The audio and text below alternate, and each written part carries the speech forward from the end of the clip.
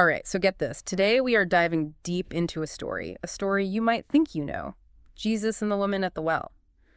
But trust me, the stuff that you sent in, all the Bible studies, all the commentaries, it's got me seeing this whole thing in a brand new light. Yes, one of those deceptively simple stories that's just packed with, like, layers of meaning, isn't it? Totally. Like on the surface, yeah, it's just a chat by a well, right? But underneath, oh, we're talking societal clashes, we've got theological riddles, this woman's life being totally like turned upside down. And the fact that we're still, talking about this story thousands of years later, I mean, that just speaks volumes about its, like, enduring power. For sure. Okay, so first, just try to imagine the scene. Okay, it's hot, it's dusty. Jesus and his disciples are trekking through Samaria, which, according to all these sources, like, that is the last place a Jewish rabbi would want to be. Right, right. The historical context here is so crucial. Like, imagine the shock, right? A Jewish man breaking every social taboo just to talk to a Samaritan woman. I mean, the sources really do paint a picture of how scandalous this would have been. Yeah. It's like, I don't know, walking into a political rally, wearing the other party's colors. But Jesus does it anyway. He's like intentionally crossing boundaries. Exactly, exactly. And it's not just like a geographical boundary, it's a social one, it's a religious one. I mean, the Jews back then, they saw the Samaritans as religiously impure, almost untouchable. So he's making a statement right from the get-go. It's like, I'm here for everyone, even the people that society tells me to avoid. Absolutely. And it really challenges us, doesn't it, to examine, like, our own biases. Who are the people that we instinctively, shy away from, the people that we judge without really even knowing. It's heavy stuff. Yeah. Okay, so now we're at the well, right? Here comes the famous living water metaphor, which at first totally goes over the woman's head. Well, yeah. I mean, she's thinking practical, right? She's thirsty. It's a hot day. She needs water to survive. But Jesus is, like, speaking on a whole other level. Yeah. He's talking about soul thirst, the kind that no earthly water could ever, quench. Oh, I love how the sources compare her to Nicodemus, that religious leader who was also baffled by Jesus's talk. It's like even the quote-unquote experts can miss the deeper meaning. Right, right. It just shows how easily we can get stuck in these, like, literal interpretations, missing the spiritual truth that's hidden beneath the surface. And that's where the power of metaphor really comes in. It's like a secret code that unlocks a whole new level of understanding. Exactly. And it transcends cultures and time. Think about it. We still use the phrase living water to talk about spiritual fulfillment. It resonates with us today just as powerfully as it did back then. Okay, but what's interesting to me is why Jesus uses these metaphors in the first place. Like, do you think it was intentional? Do you think he wanted to provoke people into thinking differently? It's a really good question. Some scholars actually believe that these metaphors were like a deliberate teaching strategy, like designed to challenge assumptions and really spark, like, a deeper reflection. Because if he had just come right out and said, hey, I'm the Messiah, follow me, would people have even listened? Probably not, right? Yeah. I mean, remember they were expecting this warrior king, not this, like, humble teacher speaking in riddles. So these metaphors were a way of getting past people's, like, preconceived notions and planting these seeds of truth that could kind of grow over time. Exactly. And it's a strategy that, we can still use in our own lives, isn't it? Yeah. Sometimes a story or a metaphor that can communicate a truth way more effectively than, like, a straightforward explanation. Totally. Okay, now let's talk about the woman herself. The sources don't shy away from her, our complicated past, right? We're talking 5 marriages.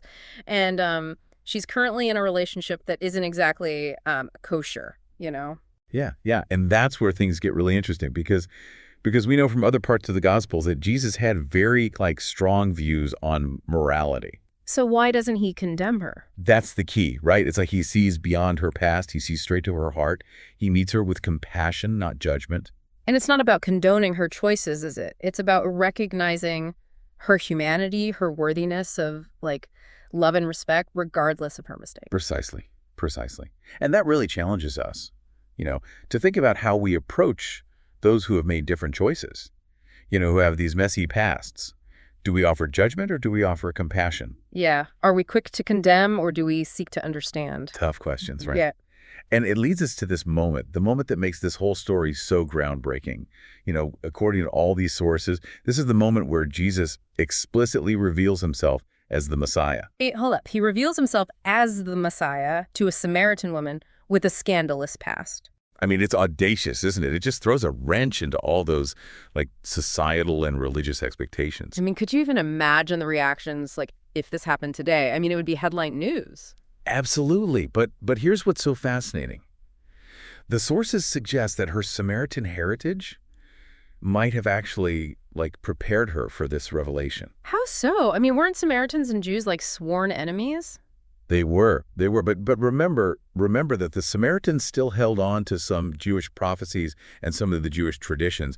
So when Jesus started talking about the Messiah, she might have already had, like, a framework, for understanding just the weight of his claim. So it's like she had this piece of the puzzle that the Jewish religious leaders were, like, totally missing. Exactly. And it highlights the fact that, truth can be found in these unexpected places, even among those that we might consider, outsiders or unorthodox. And it reminds me of the importance of staying open, staying open to new perspectives, listening to voices that might challenge our own assumptions. Yeah. It's about humility, right? Yeah. Recognizing that we don't have all the answers.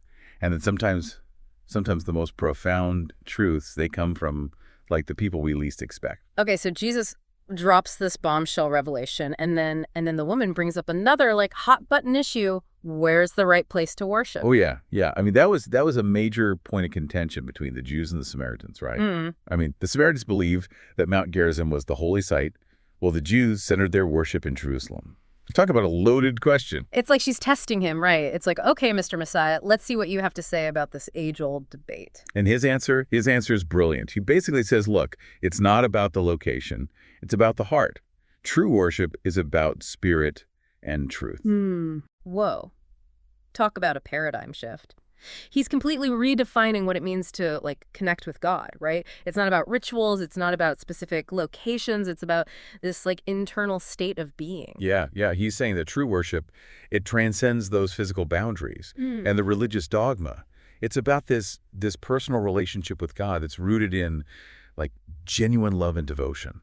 So it's not about checking boxes or just going through the motions. It's about this deep internal connection. And that's a message that resonates with people, of all faiths, isn't it? The idea that true spirituality is really about this inner transformation, this shift in consciousness that connects us to something greater than ourselves. Yeah. It makes you wonder, what are our modern day wells, right? Those places where we encounter different perspectives and grapple with these, like, huge questions of meaning and purpose. Maybe it's a podcast like this, who knows? Perhaps.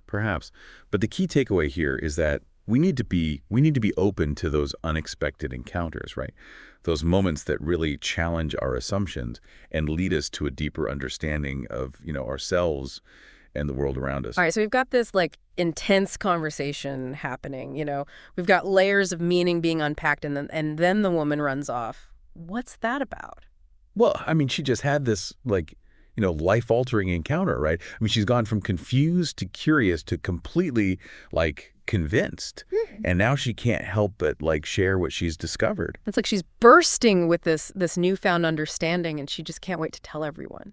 And that's what I love about this story. It's not just about, like, a private revelation. It's about this transformative power of sharing our experiences with others. Yeah. It makes me think about those moments in our own lives when we've encountered something profound, right? Something that shifted our perspective or ignited a passion within us.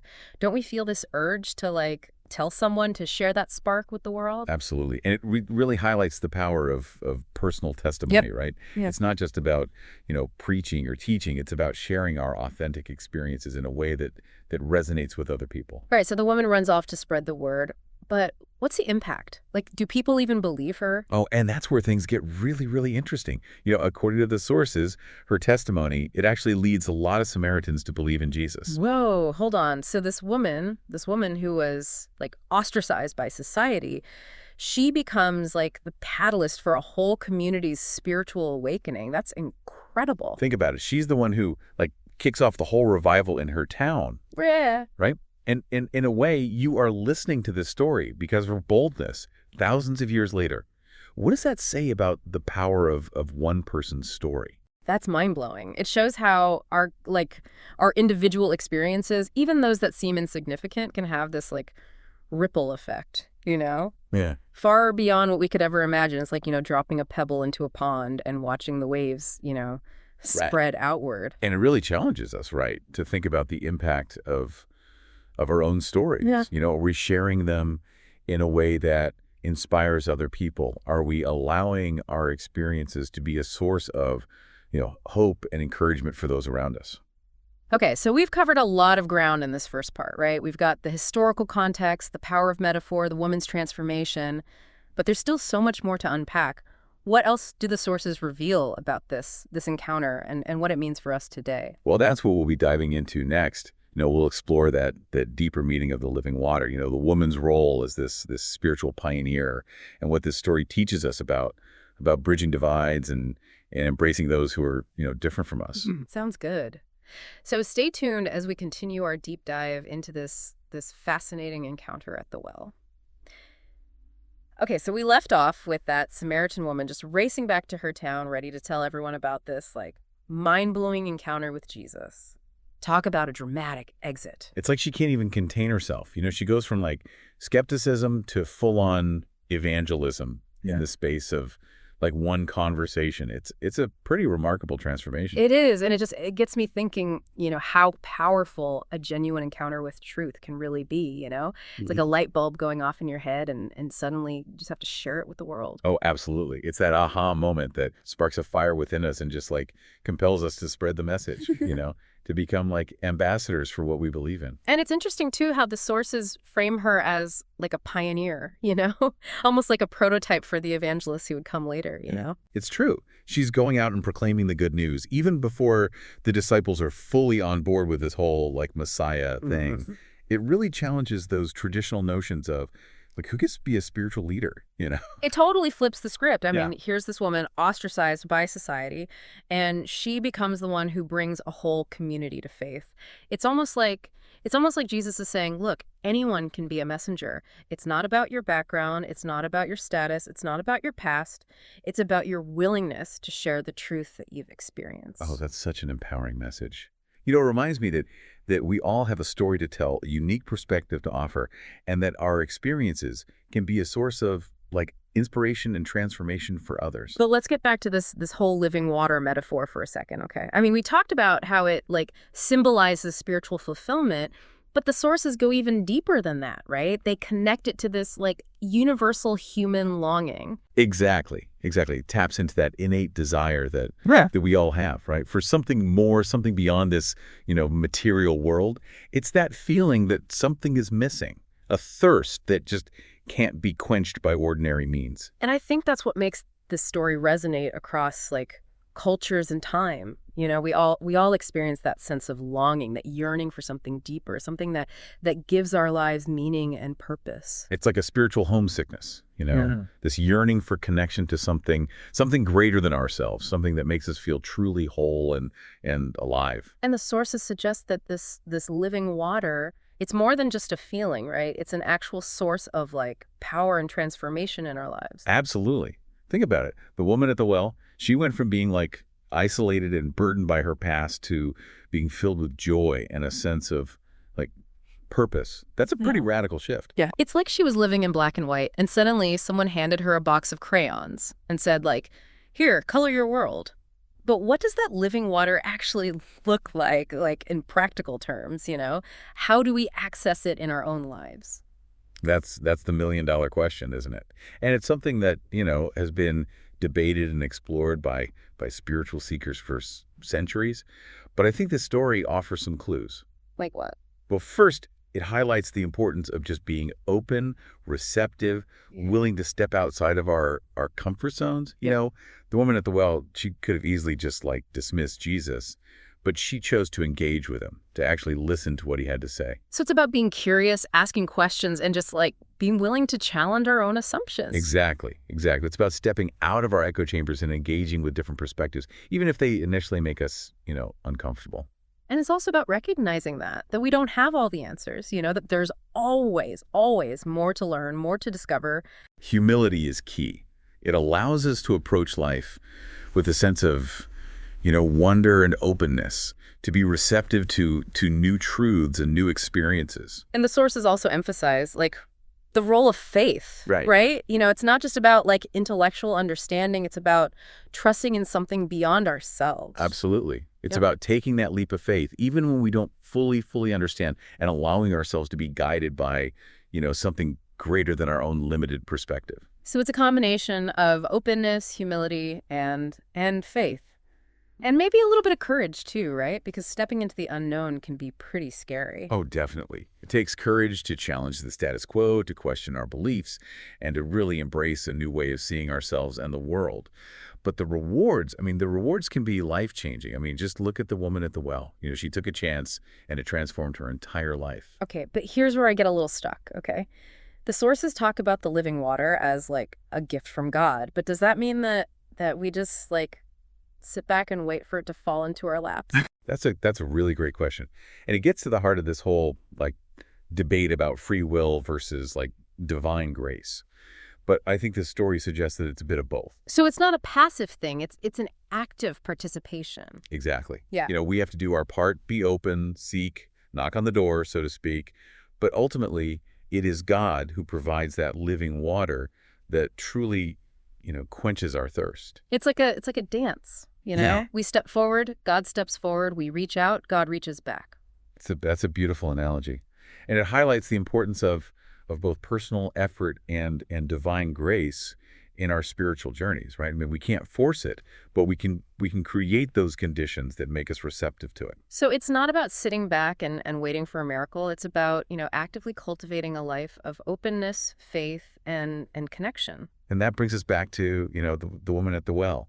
She didn't just receive the living water, she became a conduit for it, right? Sure. Sharing it with others and sparking this chain reaction of transformation. It's like she became a fountain, overflowing with this newfound abundance and irrigating her whole community. That's such a powerful image, and it challenges us to think about how we can become conduits for the living water in our own lives. Yeah.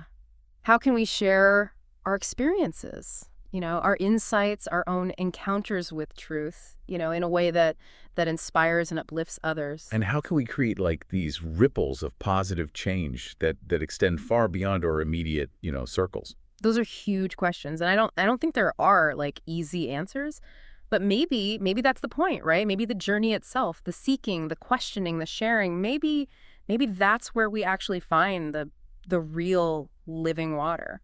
That's a beautiful thought. And it brings us back to the core message of this whole story, really. Yeah. It's not about arriving at a destination. It's about embracing the journey with all its, twists and turns, its moments of doubt and discovery, and allowing ourselves to be transformed along the way. And maybe, just maybe, by sharing our journeys with others, by being authentic and vulnerable, we can help them find their own well springs of living water. Man, that's a legacy worth striving for. It's funny, we talk about these deep dives all the time, but this story, it almost feels more like a wide dive, you know what I mean? It just keeps branching out in all these different directions. We've got the woman's personal story, we've got the whole Jewish-Samaritan clash, and now this whole idea of living water having, a social impact, not just a personal one. It's true. The sources really do emphasize that ripple effect. It's like that old saying, you can't light a candle and then hide it under a bushel basket, right? I mean, her encounter with Jesus, it becomes this radiant light that just illuminates her entire community. Okay, but hold on a sec. We know that she goes and tells her whole town about this encounter, but the sources, I mean, they're pretty sparse on the details. So what actually convinced those Samaritans, Was it just her words, or was there something more to it? Well, that's where it gets really fascinating. Remember, the sources highlight that many of them, they came to believe because of her, right? Not just what she said, but the change that they actually saw in her. It's really interesting. So it's actions speak louder than words. Even back then, people were looking for authenticity, not just a good sermon. Exactly. And this raises a really interesting question for me, and maybe for you listening too, is our own living water visible? I mean, does the way we live, the choices we make, do they reflect that inner transformation? Ooh, that's a good one. Because, yeah, it's easy to talk the talk, right? But are we walking the walk in a way that actually draws other people in? Are we embodying that same compassion and that same grace that Jesus showed the woman at the well? And it's not about being perfect, right? Yeah. Because she certainly wasn't. It's about that genuineness, Yeah. that willingness to be vulnerable and let people see our own struggles, our own need for that living water. This part always gets to me, The sources point out that she's the one who brings the whole town to meet Jesus, right? Not the disciples, not some like slick marketing campaign, just her story. It's the power of personal testimony. No theological treatise could ever have the same impact as someone simply saying, I met this man and my life will never be the same. It makes me think about, how we share our faith or even just our own deeply held beliefs, right? Are Yeah. we relying on arguments and logic, or are we letting our lives be the argument? And it's not about, shoving our beliefs down people's throats, right? Yeah. I mean, the woman at the well, she didn't force anyone. She simply shared her experience and let them draw their own conclusions. It's like that saying, people don't care how much you know until they know how much you care. Maybe that's the key to like bridging divides, Not just preaching at people, but building relationships and letting our lives, be the message. And that brings us right back to that initial question you raised. What actually convinced the Samaritans? Maybe it was a combination of her words and the transformation that they witnessed in her, the two together. It's like a two-sided coin. You've got the message on one side and then you've got the messenger on the other. And they're both essential. And it's a good reminder, too, that our actions, our choices, the way we treat other people, it all speaks volumes. They can either reinforce the message that we're trying to convey, or they can completely undermine it. So as we're wrapping up this deep dive, what's the one thing that you really hope listeners, they walk away with? Oh, that's a tough one. I mean, there's just so much richness in this story. But if I had to choose just one thing, I think it would be this. Don't don't underestimate the power of your own story. Hmm. Your experiences, your encounters with truth, those things have the potential to impact other people in really profound ways. Don't be afraid to share them. And maybe, just maybe, your story will be the living water that quenches someone else's thirst. Thanks for joining us on this deep dive, everyone. Until next time, keep seeking, keep exploring, and keep those conversations flowing.